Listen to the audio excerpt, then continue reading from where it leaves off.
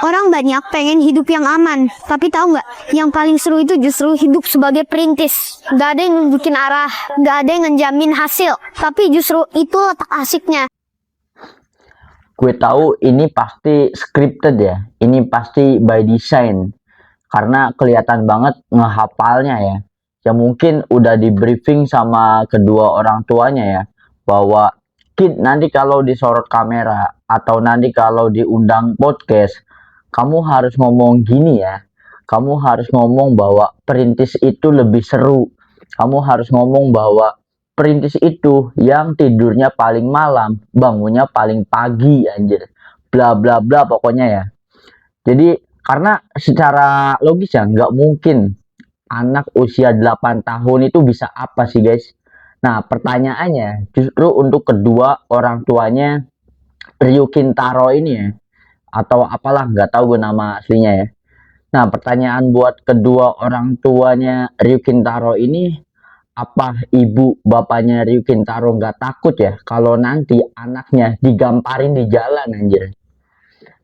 Karena buat kaum-kaum UMR kayak gue nih ya, apa nggak sakit hati anjir dengerin bocil umur 8 tahun sok-sokan memotivasi anjir, apalagi sampai jualan buku yang isi bukunya itu kayak tutorial dapetin 100 juta di usia 8 tahun anjing. Usia 8 tahun mah cocok, gue masih ngejar-ngejar kucing anjir usia 8 tahun. Apa sih yang bisa dilakukan sama orang usia 8 tahun ya kan? Tapi ini beda kasus, bisa jadi nih usia 8 tahun udah dapet uang segitu. Ada kalau lu itu bayi nomor 222 di Squid Game anjing, baru tuh bisa anjir. Baru lahir aja udah dapet miliaran bahkan triliunan ya. Itu pun harus karena ibunya mati di Squid Game anjir. Nah logikanya umur 8 tahun cok, sok-sok perintis lah, lebih seru lah, tidur paling malam, bangun paling pagi anjir. Karena setahu gue ya, perintis yang sejauh ini paling gue percaya itu cuman sosok Raffi Ahmad anjir. Kenapa gue percaya bahwa Raffi Ahmad itu benar-benar perintis? Karena dari habitnya aja udah ketahuan guys. Raffi Ahmad itu kan terkenal workaholic ya, terkenal pekerja keras ya. Nah di sini ironinya orang-orang yang kaya ya guys ya. Orang-orang yang kaya itu dia punya kasur yang mewah ya, kasur yang empuk gitu ya, punya rumah yang besar, punya rumah yang megah, tapi tidurnya di mobil aja. Itu saking apa? Ya saking sibuknya, cok.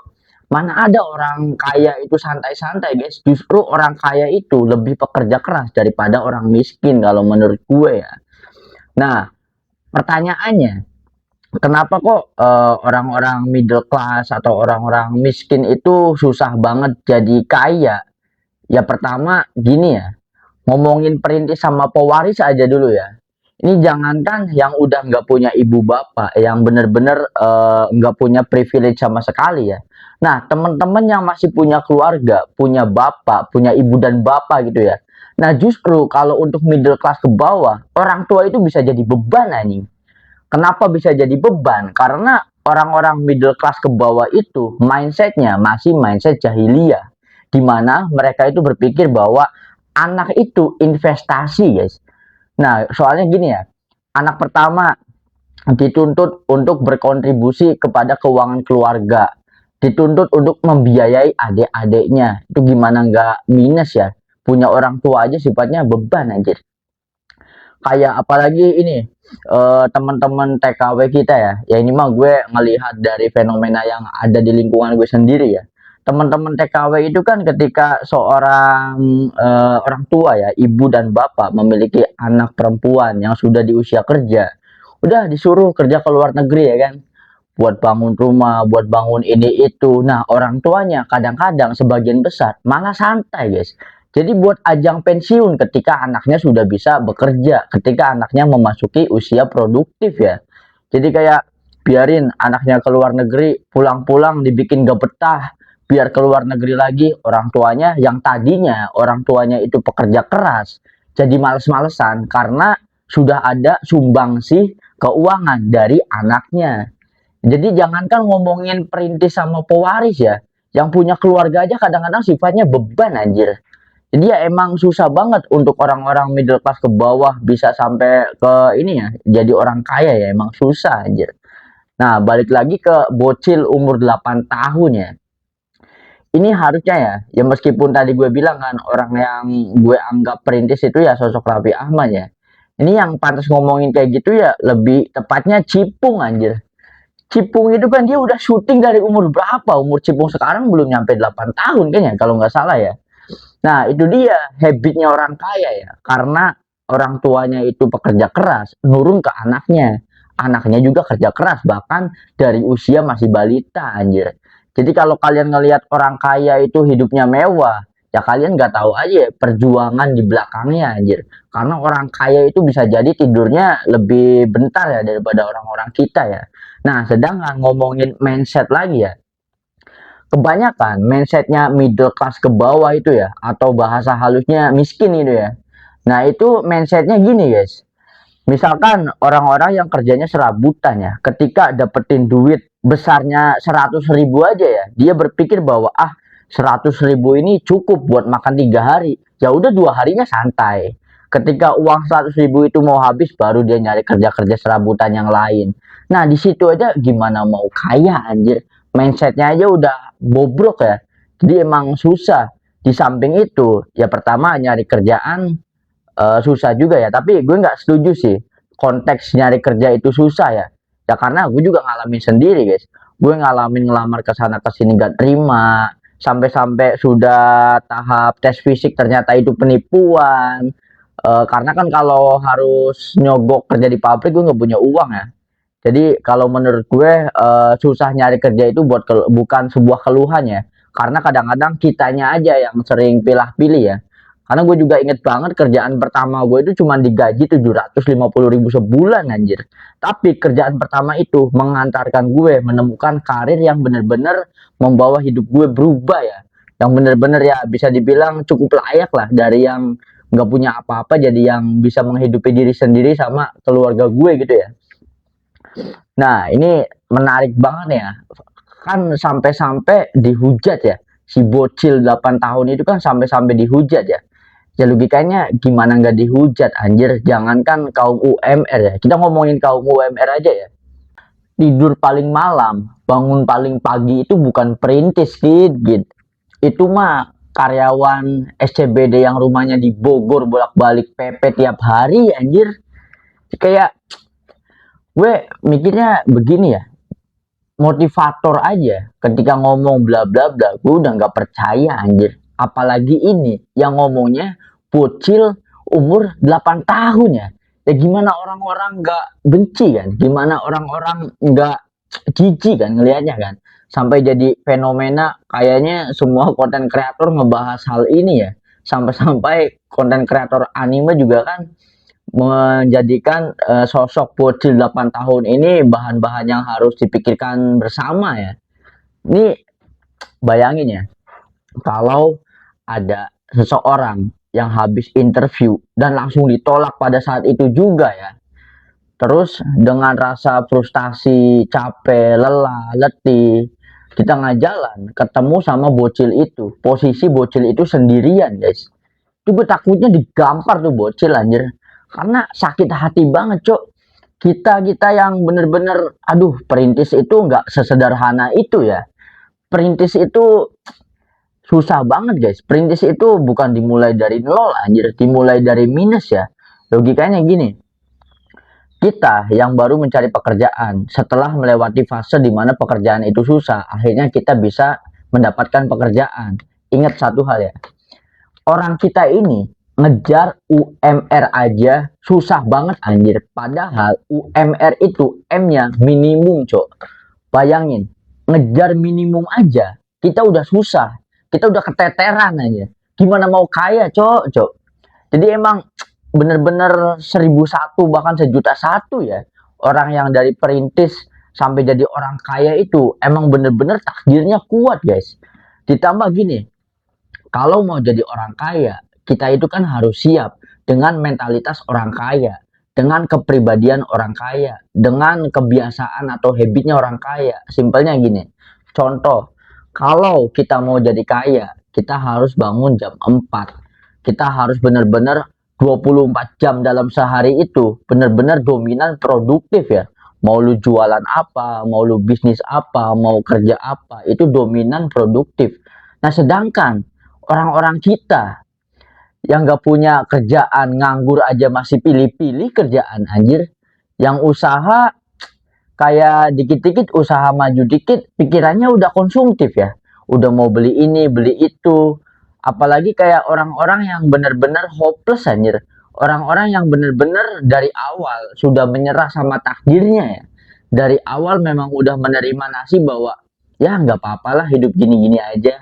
Orang-orang yang punya prinsip hidup ini hari ini sama besok anjir. Gak punya tuh planning nanti 5 tahun ke depan mau punya apa, planning 10 tahun ke depan mau jadi apa. Itu kebanyakan stuck ya. Apalagi, nah ini hal yang menarik juga nih. Tahu nggak sih guys, istilah mager itu ada di era ketika kita ada handphone anjir, ada smartphone ya. Orang zaman dulu itu tingkat gabutnya lebih tinggi, Cok. Orang zaman dulu itu yang sebelum mengenal gadget ya, itu kayak nonton TV bosen ya kan, mau ngapain lagi. Nah, akhirnya belajar. Ini jangankan ngomong orang dewasa ya, ngomongin kita lah masa-masa kecil anjir. Kita itu masa-masa kecil kenapa banyak spend waktu buat main, itu ya karena nggak ada gadget anjir. Kita itu kalau siang hari ya lebih memilih manjat pohon, lebih memilih belajar buat apa, lebih memilih untuk ngulik sesuatu gitu kan. Sifatnya berkembang ya, sifatnya belajar, mempelajari sesuatu yang baru ya. Nah, istilah mager itu ada setelah kita mengenal gadget. Gimana nggak mager ya? Kita rebahan. Kalau dulu rebahan itu paling mentok nonton TV anjir. Nah, sekarang rebahan sambil bisa scroll-scroll medsos. Hiburan itu ada dalam genggaman ya. Ya, makanya motivasi orang untuk gerak jadi nggak ada anjir. Orang-orang itu lebih memilih untuk spend waktu seharian. Ya scroll medsos anjir. Kayak yang santai-santai. Nah, disitulah gue juga ironisnya sama anak-anak muda zaman sekarang ya. Anak-anak muda zaman sekarang itu ya, mungkin kesehariannya itu udah terlalu nyaman ya. Kayak dia kuota masih dibeliin sama orang tua atau dibeliin sama kakaknya ya kan. Kalau untuk makan-makan masih ada lah dijamin sama orang tuanya. Entah itu orang tuanya memberikan pressure agar si anak ini nyari kerja atau enggak ya. Tapi mereka ini stuck di zona nyaman itu gitu. Sampai-sampai ada tawaran kerja yang gajinya nggak sesuai sama keinginan dia, dia tolak. Ada kerjaan yang menurut dia, wah ini mah di luar passion dia, dia tolak.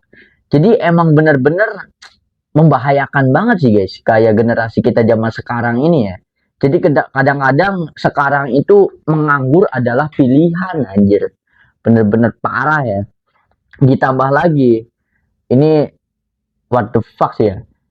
Lu tahu nggak apa fenomena PSHT di Jepang? Gue tuh selalu berpikir bahwa ketika middle class ke bawah ini, cara untuk menjadi orang kaya itu cara yang paling rasional, paling make sense lah ya. Itu dengan cara menjadi TKI guys, tenaga kerja Indonesia atau pekerja migran ya. Contohnya kayak di kampung gue, ini hal yang menarik ya, nggak tahu terjadi nggak di kampung kalian guys. Kalau di kampung gue, orang itu bisa ngebangun rumah itu ada dua guys. Yang pertama, dia punya sawah yang banyak. Yang kedua, itu anaknya ada yang jadi pekerja migran atau TKI ya. Nah, gue lebih percaya yang kedua ini guys.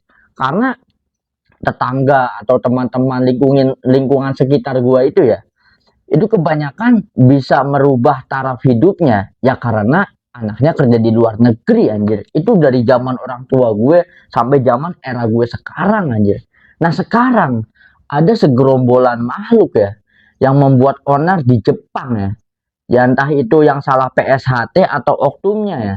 Tapi kan oknumnya ini lebih dari 50% itu bukan oknum lagi anjir. Lu kebayang nggak? Nyari kerja di Indonesia susah, ada peluang besar jadi TKI di Jepang dengan gaji yang fantastis anjir. Dengan gaji yang lebih besar daripada orang kantoran di Indonesia, Cok. Nah, sekarang terancam akibat ulah-ulah di orang-orang PSHT ini ya, yang membawa hal-hal norak di kampung ke Jepang anjir. Di negara maju itu ya, ruang publik itu ya benar-benar ruang publik, Cok. Jangan disamai dengan di Indonesia. Di Indonesia lu bisa ngapain aja di ruang publik anjir ya, karena kita masih negara berkembang ya. Tapi kalau di negara maju ya jangan berpikir hal yang sama anjir. Di negara maju itu attitude nomor satu ya, apalagi kalau itu berkaitan dengan ruang publik, cok. Ini bayangin ya, kalau nanti tenaga kerja Indonesia yang di Jepang itu dibatasi, apalagi sampai diblokir ya. Ini emang bener-bener rakyat Indonesia itu memiskinkan diri sendiri anjir. Ini bener-bener tugas beratnya buat presiden kita ya, apalagi presiden kita yang sekarang nih Pak Prabowo Subianto nih. Tugasnya bener-bener berat Pak. Jadi visi misi Indonesia Emas 2045 itu gue bingung dimulainya dari mana ya. Karena dari orang tua, generasi muda sampai generasi yang masih sekolah aja udah bener-bener parah anjir. Lu bayangin ada konten ditanya nama-nama kota nggak bisa jawab, ditanya nama-nama menteri nggak tahu, ditanya nama-nama pulau juga nggak tahu. Wah ini mungkin alasan kenapa Pak Jokowi kalau belusukan itu nanya hal-hal begitu ya. Itu untuk mengetes wawasan umum masyarakatnya anjir kayak gimana.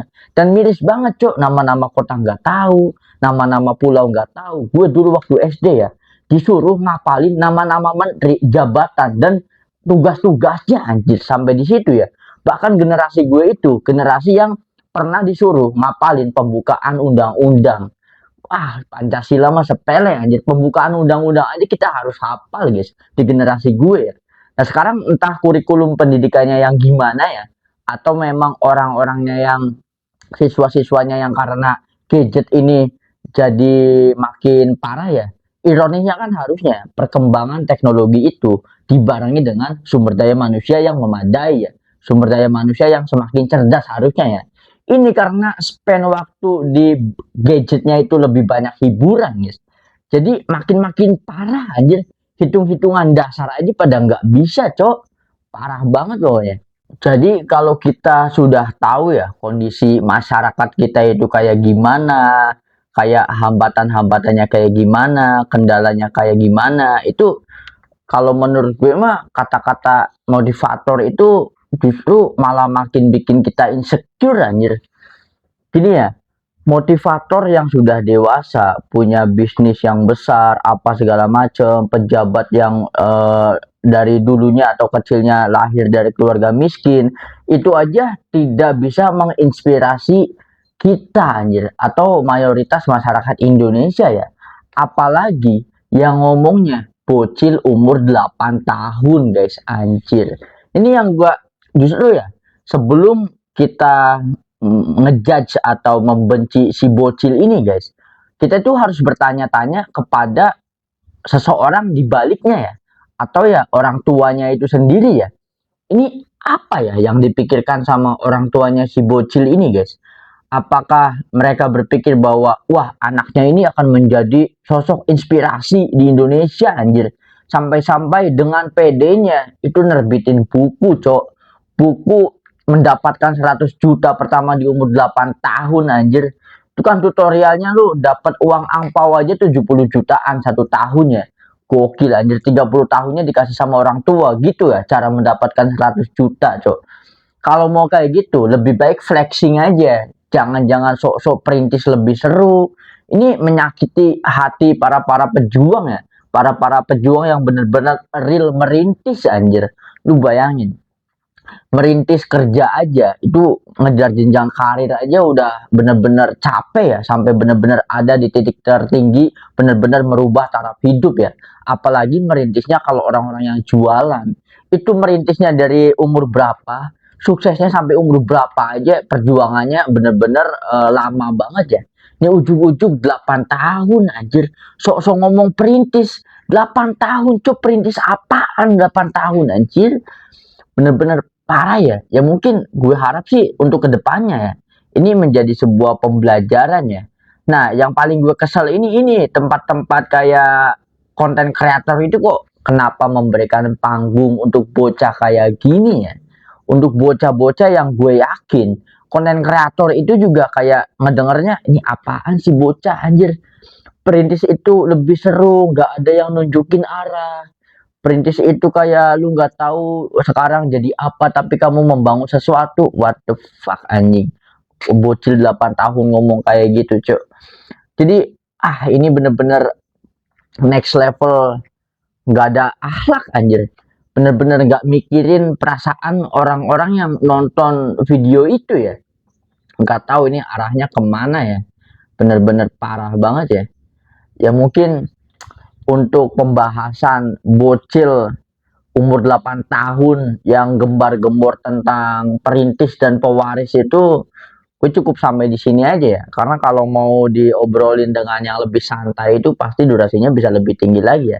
Tapi gue penasaran guys, apa pendapat kalian tentang fenomena bocil 8 tahun yang berisik banget ini guys? Coba kalian ungkapin, apakah kalian termasuk tim yang setuju dengan si bocil atau kalian tim yang nggak setuju ya sama si bocil ini ya? Coba kalian tuliskan jawaban kalian ya, tuliskan opini-opini kalian ya. Ya siapa tahu banyak hal-hal yang nggak terbesit di benak gue ya. Sampai-sampai kan untuk opini gue sendiri ya, ya sebagaimana yang gue jelaskan di video ini ya. Bener-bener orang tuh kalaupun ia sukses nggak usah berisik perintis pewaris anjir.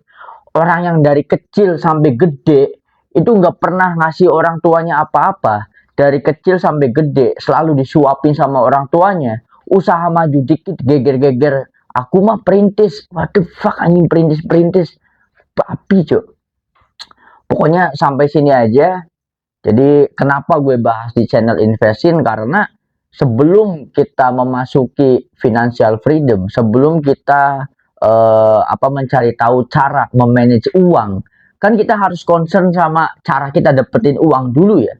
Sedangkan tujuan gue itu untuk sama-sama belajar untuk kaum middle class ke bawah ya. Jadi kalau mau ngajak kaum middle class ke bawah untuk investasi, untuk memanage uang, kalau uangnya nggak ada ya gimana anjir. Makanya harus dibenahi, dimulai dari mindsetnya dulu ya. Mindset jahiliyah, baik itu mindsetnya orang tua ataupun mindsetnya generasi-generasi muda yang lebih milih nganggur daripada kerja nggak sesuai passion anjing. Oke, sampai jumpa di video selanjutnya. By the way, konten kayak gini, isu-isu sosial akan kita bahas tiap hari Rabu ya.